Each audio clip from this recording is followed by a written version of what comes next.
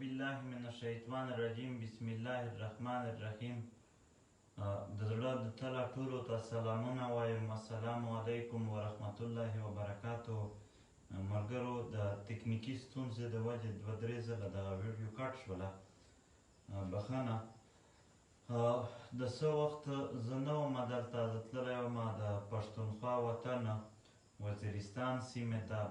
هلته مواصلاتي نظام شته نه، زموږ خپل علاقې کې موبایل نیټورک خو پرېږده، هغه لینډ لاین سیسټم هم نشته دی، نو د دغې وجې رابطه نه کېدله. زیاتره مسایل چې دلته پیښ شول هغه باندې هم پوره هغه خبر نه راغی، او یا چې هلته پیښ شول هغه هم یعنې هغه حال احوال مې د ملګرو سره نه وشه په دې باندې، نو ځکه مې ضروري وشمارله چې څو هم هغه حالات دي په هغې باندې څه خبره وشي. خدای دې وکړي چې تېر اختر مو روغ کړی وي، ښه مو تېر شوی وي. تېر اختر دې ټولو ته مبارک وي. دا د قربانۍ اختر و، او حقیقت دا دی چې که یو طرف ته زموږ د خوږ دین اسلام کې دغه د قربانۍ اختر دی، په بل خوا باندې که ته وګورې زموږ تحریک هم په دې وخت کې بیخي د قربانۍ د دور سره تېرېده، د چېغې دپاره قرباني، د خپلې خاورې دپاره، د مظلومیت دپاره، د انسانانو سره ظلم کېده، دلته د پښتنو سره زیاتی کېده، ظلم کېده. زموږ پښتو خوله مو وه، خو موږ پرې خبرې نه شوې کولی د خپل وطن، موږ پرې اواز نه شو پورته کولی. دلته زموږ غوږونه وو، خو هغه خبرې چې رښتیا وو هغه به چا نه اورېدلې. زموږ سترګې وې، خو سترګې مو نه وې. دا تحریک خدای پاک راکړه، دې په وجه باندې بیا زموږ خولې نه هم هغه رښتیا ووتل، په سترګو مو هم څه لیدلي وو رښتیا مو بیان کړل، په غوږونو مو هم واورېدل. موږ ته یعنې یو د اندامونو صفتونه خدای پاک په دې تحریک په وجه راوپېژندل، او د دغې دپاره د تحریک ملګرو قربانۍ ورکړلې. داسې وخت چې د پښتونخوا په وطن کې ځای پر ځای سرکاري ځواکونه به ولاړ وو، هغه به خلکو ته کنځلې کولې او غږ به یې کول، وهل ټیکل به یې کول. نن هغه نشته دی، او د هغې دپاره قرباني دغو خلکو ورکړه. که دغو خلکو آواز نه وی پورته کړی نه کېدله دغه. او موږ خوشحال یو چې موږ قرباني ورکوو د خپل وطن د خپلې خاورې دپاره، د مظلومیت دپاره. ګوره که د دغې قربانۍ نه بغیر کېدلی موږ به نه وی ورکړی، خو د دغې قربانۍ نه بغیر نه کېږي. زموږ ځوانانو، زموږ سپین ږیري، زموږ خویندې مندې چې په اوښکو کې ژوند تېروه، هغو دپاره د دغې قربانۍ ضرورت و، خامخا یې و، د یو تحریک ضرورت و دغې خاورې ته. ډېرې کیسې به وشي، ډېرې خبرې به وشي، ډېرې پروپیګنډې به وشي، خو رښتیا خبره دا ده چې دغې تحریک دغې خاورې ته یو نوی زیری راوړل، یو نوی د دغې خاورې آواز یې راوړ، د دغې خاورې غوږونه او سترګې یې راوړلې، د دغې خاورې یعنې هغه لیکلي وي چې کیمرې کی آنکھ آپ کو دیکھ رہی ہے پچی پوسټونو. حقیقت دا دی هم چې اوس تحریک آپ کو دیکھ رہی ہے هر ظالم ته وایي چې اوس تحریک ویني که نه، بیا به تا باندې خبره کړي. د دغې خاورې هغه آواز جوړ شو. نن د هغې آواز قربانۍ دي چې ملګري په جیلونو کې دي. علي وزیر محسن داوړ دی، یا حنیف پښتین دی، یا علمزیب دی، یا مولا طاهر دی، یا مولا بارام دی، یا زموږ نور ملګري دي، عارف دی، بلال مسعود دی، زما سره به وار وخت بلال پښتون، امان الله دی، دوست محمد وزیر و جمشید ایم فیل سکالر و دوی. خو داسې که ته وګورې ادریس باچا نن جیل ته تللی دی که نه، نن یې دی ونیو. داسې که ته شیراز مومند معصوم که نه، هېڅ ګناه نشته دی د دومره. قاسم اچکزی نیولی دی، نظیف لاله د اوس را خلاص شوي، ډاکټر خان تحریک خو ځان ته تحریک دی، خو هغه نیولي وه. ګوره څه ګناه دی د کسانو، د دغو خلکو ګناه څه دی؟ د نظیف لاله څه ګناه و؟ د محسن داوړ علي وزیر څه ګناه دی؟ علمزیب دی، حنیف دی، داسې مولا بارام دی، د مولانا طاهر دی، بلال مسعود دی، د عارف دی، جمشید، دوست محمد امان الله دی. دغو خلکو ګناه څه شی دی؟ دغو قتل کړی دی؟ هېڅ کله نه. دا خو د قتل خلاف خلک دي، دا خو د قتل عام خلاف خلک دي، دا خو د جنګ خلاف خلک دي. آیا دغو غلې کړي دي؟ نه، کله هم نه دي کړي، په دوی مقدمه هم د دې شي نه دی که نه. دوی کړي څه شی دي؟ دوی کړي دا دی، هغه ګناه کړی دی چې دلته په یو وخت چې دغه ګناه کوه سرونه یې درنه پرې کول، اوس چې کله دا اواز په تعلیمي انداز سره په غټه توګه پورته شو نو سرونو ته چل جوړیږي نه. نو دغه کوي هم چې اوس هم مرګونه خو کوي، په خړ کمر کې وکړل، په وانه کې وکړل، داسې په نورو ځایونو کې وکړل، رمانډوني وویسته که نه، خپل وس کوي. خو دا ده چې الحمدلله د پښتونخوا وطن شوچا زامن، د پښتونخوا وطن شوچا زامن چې دي خو شوچا اواز پورته کوي نه. نو دغه د په دې ګناه باندې چې د دغې وطن اواز یې پورته کړ، هغه ښکنځلې چې په چیک پوسټونو باندې خلک کېدلې هغې مخالفت یې وکړ، هغه خویندې مندې چې په غریبونو کې د خپلو ورکو زامنو په کیسه کوله، د هغو اواز د هغې غریبونو اواز جوړ شول. دی نور خو څه ګناه نه دی کړی. او دی زه نه پوهېږم دا ریاست دنیا کښې نور ځایونو کښې ظلمونه کېږي نو دوی اواز ورته پورته کوي. نو ته خو خپل ډېر سخت ظالم یې، ته خو خپل ظلم کوې، ته خو کم سے کم دومره خو وکړه چې دلته خپل ظلم خو مه کوه، په خپلو خلکو خو ظلم مه کوه، په دې ولسونو خو ظلم مه کوه که نه. دهشتګردي چې کومه خبره ده، د دهشتګردي خبره ډېره ښکاره ده، د دهشتګردي خبره ډېره واضحه ده، ما بار بار کړې ده، زموږ هر ملګري کړې ده، واضحه ده. د پښتونخوا ولس په دې کې دننه هېڅ شک نه شماري چې دا دهشتګردي د دغې ریاست جوړ کړی شوی، جوړه کړې ده، د دغې ریاست جوړه ده، دا خو د بلې خوا نه ده راغلې، دلته یې جوړه ده. د دغې اعتراف چا کړی دی؟ چیف اف آرمي سټاف، په دې نه غټه عهده خو نه وي. نو پرویز مشرف خو چیف اف آرمي سټاف هغه یې اعتراف کړی دی، جنرالانو کړی دی، جنرال عبدالقادر بلوچ کړی دی، جنرال حمید ګل کړی دی، کرنلانو کړی دی، کرنل امام کړی دی، نور بریګیډیرانو کړی دی، بریګیډیر ابوبکر کړی دی. د دغې اعتراف عمران خان د اوس وزیر اعظم د دې په تېر بیان کې دا وویل که نه چې دغه ټوله دهشتګردي یا د دغې سباب یا طالب دی یا بل دی، دا ټول دوی پیدا کړي دي او پښتونخوا وطن باندې پیدا کړل. د چیرې لپاره یې پیدا کړل؟ یو ځل دا وه چې مخکې یې دغه کول، اوس یې کوي دلته، یعنې او چې نه دي پیدا کړي هم د دوی د وجې پیدا شوي دي دا هر شی. نو کیسه دا ده چې دا هر شی د دوی د وجې پیدا شوي، چې د دوی د وجې پیدا دي، نو عام ولس ته تکلیف ولې ورکوي په دې باندې؟ ما داسې خبره کوو، دوی وویل چې تاسو آی ډي پیز جوړ شئ. موږ د پاکستان فوج چې دا کیسه وکړله، خپل وطن خپل کور پرېښودل اسان نه وي، دا ډېر مشکل کار وي. موږ پرېښودل، موږ 8 کاله 10 کاله په پردي وطنونو د غلامانو په شان وخت تېر کړ، موږ په خیمو او په تمبونو کښې اوسېدلو، موږ داسې وخت تېر کړو د ګرمو علاقو کې د یخو خلکو چې بس ژوند نه و، یو عذاب و. او واپس د دوی په خوله تللي یو، خپل نه یې تللي، ولې تاسو علاقه کلیر ده. نن په کلیر نارت وزیرستان کې نن طالبانو په فلټ تقسیمیږي، چا تقسیم کړل؟ څنګه یې تقسیم کړل؟ لاره تا نیولې ده، کوڅه تا نیولې ده، غر تا نیولې ده، چوکۍ تا نیولې ده، هر شی تا نیولې ده. یو نیم لک فوج فاټا کې پروت دی، راځي څوک بتۍ اخلي، څوک کوي، په کومه لاره ځي دا خلک، په کوم اوسېږي چېرته؟ دلته غرونه خو تا نیولي دي. نو دغه خبره ده چې هغه کلیر یې موږ ته درول، په دې کلیرنس نه بعد څومره مرګونه وشول، څومره ټکونه وشول. هم خلک دې ته امن وایي چې بس د مرګونو خبرونه د پاکستان په ټي وي نه راځي، نو دې ته امن وایي. دې ته امن وایي چې که په لاهور کې د مکې بند شولې، نو زموږ په کلي کې علاقو کې ټارګېټ کیلینګ جاري وي، دې ته امن وایي. زموږ په خاوره کې په جماعتونو کې په بازارونو کې د مکې شروع وي، هغې ته امن وایي. په کویټه کښې اوس څومره د مکې وشولې، په جنوبي پښتونخوا کښې جماعتونه هم بچ نه شول. دوی خو په دغسې په د نورو علاقو کې دغه حال شروع دی په هر حالت چې.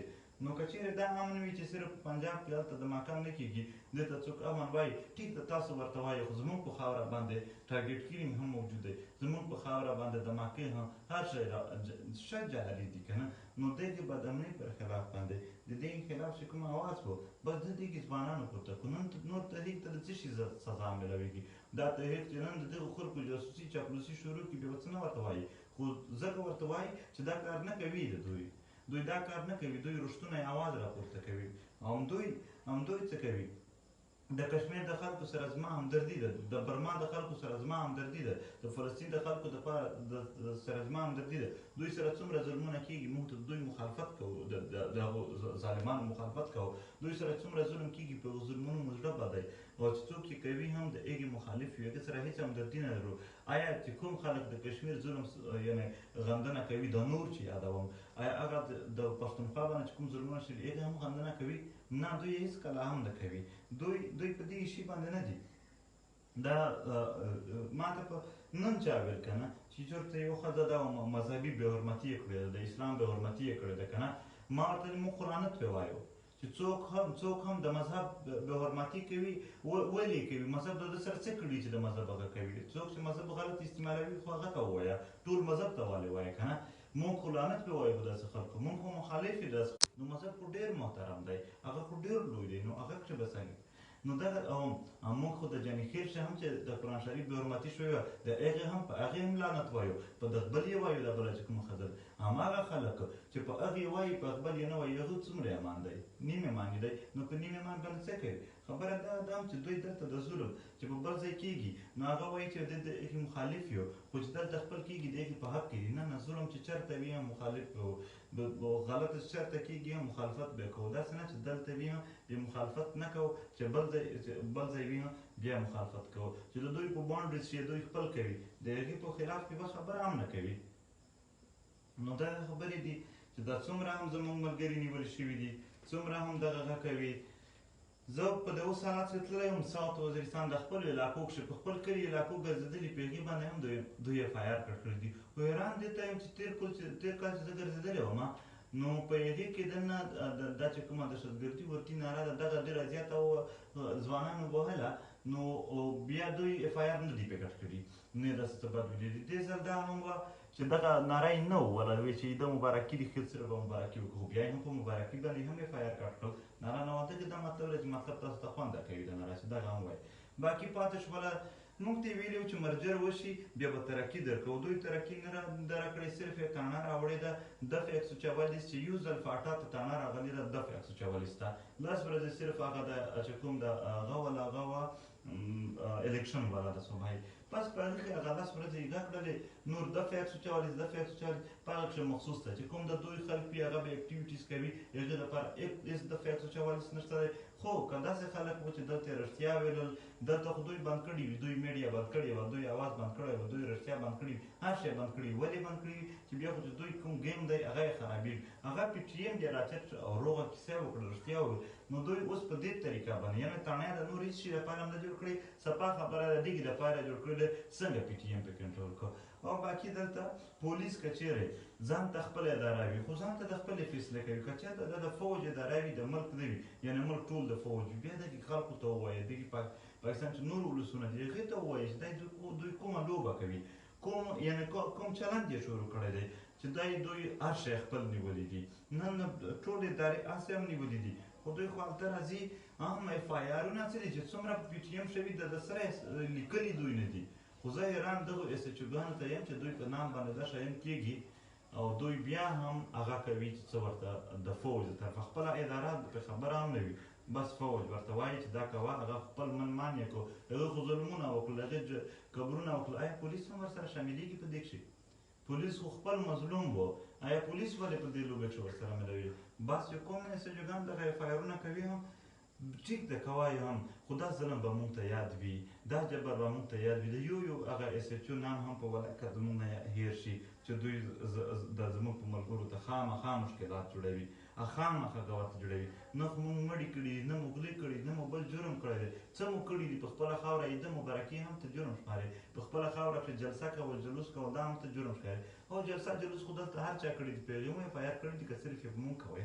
نو کیسه دغه ده چې خامخا دوی هغه کوشش کوي چې څنګه د خلکو په زړونو کې د ملک خلاف غصې پیدا کړي، د ملک مخالفت پیدا کړي، دوی ټول په دې کوشش کې لګیا دي. خو دوی خپل کوي دا کار، نو دغه کار چې دوی هغه کوي هم یعنې زه وایم د پاکستان نور ولسونه د فوج ته ووایي چې ولې دوی داسې کارونه کوي چې د ملک خلاف مخالفت جوړوي. د نور قانونونه چې په پښتنو باندې دوی دعوا وکړله چې دا ټول غداران دي، دا هغه دي دغه دي، دا نور قانونونه که څوک غدار نه وي هغه د پسې راپورته شي چې تاسو د دغې دعوې باندې آیا د ملک حمایت پیدا کوئ که مخالفت پیدا کوئ، چې کوم کارونه تاسو شروع کړي دي په هغې باندې حمایت پیدا کېږي که مخالفت پیدا کېږي. که مخالفت پیدا کوي ولې مو قسم کړی دی چې ملک نه خامخا افراتفري وي، انتشار وي که نه، یا خلکو ته حقوق نه میلاږي، خامخا چې حقوق نه میلاږي هغه خو به اواز پورته کوي، خامخا چې ته ظلم جبر کې خو هغه به اواز پورته کوي، خو ظلم جبر بیا مه کوه. دا اوس کیسه وه د مسکین زده، زه په کلي کې وم خو دومره خبر شولو، اوس دی وهل شي ټیکل شي مړول شي په ده باندې اف آی آر، هغه تش اف آی آر بیا نه درج کېږي، تش د اف آی آر دپاره به هم ته جلوس راوباسې، نو چې دومره او بیا په هغې جلوس به اف آی آر هم کېږي، په هغې کې نه به تا سره کیسه هم نه کېږي، نو چې خلک دغې ځای ته راولې هغه به بیا څه ژوند تېروي، هغه خو به مجبور وي، د کاروبارونه ختم وي، د روزګار ختم وي. هم په د موږ چې دا اوس چې کوم بېروزګاري راغله په دې بېروزګاري کې تر ټولو زیاته بېروزګاري پښتنو ته نقصان ورسېد، ځکه چې د غنمو کاروبار نه دی بند شوی. د پنجاب شو فیکټري دي هغه هم نه دي بند شوي، خو مشینري بند شوله. مشینري ټوله د پښتنو کاروبار و، هغه ختم شو، هغه دب شو، هغه شو. نو پښتانه خپل بېروزګاره هم دي، الریډي دوی د سختو مشکلاتو شکار دي، جنګونو وهلي دي په خاوره باندې، داسې شکلونه ګرځي چې پته نه لګېږي چې کله به د دوی مرګونو ته ټوپکې درنسي. نو دغه د ټول دلته چې کوم ظلم او زیاتی کېږي د دې ایوغه دی. همدا پرېږده چې صرف زموږ انسانان هغه نه پرېږدي، زموږ په ځنګلات یې هغې کټایي شروع ده. زه چې اوس تلم د بدر شاونګي علاقې دومره کټایي آرمي کړې وه په خپله باندې. څه شي دپاره کوي موږ نه یو خبر. موږ خو بس دا ده چې د فیکس چوالي څه دی، خلک چې کور نه بهر راوځي رښتیا وایي په مخ ورته بس دا ونڅئ په 3 MPO کښې واچوئ ځکه چې د فیکس چوالي شته. نو دغه دا هم چې پته نشته دی چې مرجر او د فیکس چوالي یو نام دی که مرجر او د فیکس چوالي بل نام. موږ ته خو مرجر ټکی کړی و، موږ د مرجر خلکو کیسه کړې وه. د فیکس چوالي او مرجر بیل شیان دي. نو پکار دی چې لږ کې د فوج په دې پوه شي چې د آیین مطلب صرف دا نه دی چې خلک پرې وازاروه، خلک په 3 MPO کښې پرې بند کړه، خلک باندې د فیکس چوالي نه. آیین مطلب دا دی هم د فوج ته څوک ورشي چې خلکو ته انصاف پرې ورکړه. دا څنګه انصاف دی باندې ټوپک مړي کېږي په هغې یو FIR نه کېږي. مړي د مړیو په کیسې FIR نشته دی، د ټوپکو په لښکرو FIR نشته دی، خو په پلو منځرسه FIR دی. آیا په دې کې شانته ریاست چلوي؟ دا ستا عقل دی، دا ستا سوچ دی. یعنې ټیک ته زورور یې، زورور خو روس هم و، زورور خو روس هم و چې عام ولسونه ورته راپورته شول. بیا دومره په هغه وخت دومره زورور و چې پورا دنیا ته اور ورکولی شو، خو بیا هم په 15 ټوکړې کښې وچېده. ته څومره به زورور شې چې دا ولسونه ته ورځ په ورځ خفه کوې، پریشان کوې، ذلیلوې او جبر ظلم دپې زیاتوې. نو دغه خو به ګرانه شي د دغو خلکو دپاره. اخر به دوی څه سوچ کوي؟ بل د نارت وزیرستان چې کوم حالات دي، یا دغه په ساوت وزیرستان دي، یا داسې په نورو قبایلي علاقو کښې اوس بله لوبه روانه شوې ده. خیلي او قبایلي معاملات یې روان کړي دي او په دا کښې صریحا سره د ثبوت د دنیا کوم اداره ته راوړی چې زه ثبوت ورکړم چې په دې کې دنه سرکار د پاکستان سرکار ملوث دی. زه هغه علاقه درته ښیم چې هغه کلیر وي، په هغې کې د چا سره هېڅ ټوپک نه و، خو د خیلوي او قبیلوي معاملې دپاره دغې فوج او دغې ادارو ټوپک ورکړل چې تاسو ټوپک در واخلئ، او بلې خوا نه هم ورته اجازت وکړو چې تاسو ټوپک کلیر علاقې په کلیر وزیرستان کې بیا ټوپک وویشل شول. د څه شي دپاره چې خلک مرګونه سره وکړي. هغه یو فرانک فنن لیکلي دي، د سامراجیت سایکالوجي یې لیکلې ده چې سامراجي قوتونو به څه کول، 2 خیلونه به یې سره رټ کړل. هغه به چې سره رټ کړل، هغې به لانجه سره راغلله، نو دوی به دواړو ته د اصله سپلای دغه ورکړله. نو دواړو به دا شمارل چې که دغه سامراجیت دغه ظالم چې کوم دی دا زما همدرد دی، نو دا به یې همدرد شمار شو او دوی به خپل سره په ټکر شول. نو د دغې ظالم جابر چې کوم و د دغې خلاف به کیسه په دننه راتلله چې دواړو به دغه همدرد شماره. همدرد د څه شي و؟ د ټوپک د ورکولو. دوی هم هغه کار شروع کړی دی په دې خاوره باندې. دا قبیلوي یا دا خیلوي معاملات دی، دا کښې د ریاست چې ډېر سنجیده شي، د دې کیسې نه د ودرېږي. د خلکو ډېر جنګونه خوړلي دي په دې باندې. که دوی خپلوي چې ټوپک ورکوه، دا خپلګري به نه پرېوځي، سمه به نه پرېوځي، ورته ګرانه به وي دا ډېره. دا به تر یو حده پورې وي، بیا به ریزلټ ډېر خطا وي. او بله خبره د هغه په حواله سره زموږ چې کومه یعنې قیدیان دي، هغو ته د انصاف په حواله سره کیسه کوو. او تاسو ولیدو انصاف ابینندن ته د نن سبا د انډیا خلاف کیسې روانې دي، خلکو نه هیر دي. ابینندن که چېرې PTM خوشی کړی وی، هغې عادت کړی وی، بیا به ایټم بم مطالبه، بلکې تر اوسه پورې به ایټم بم پرې غورځولی هم وایي په پښتانه چې پرې ویې غورځوه. خو د پاکستان فوج رها خو ځکه هغه زورور دی. بیا دلته دا بې ایمانه خلک څه دي؟ دا بې غیرته. هغه بیا دا دین دی بې ایمانه بخښنه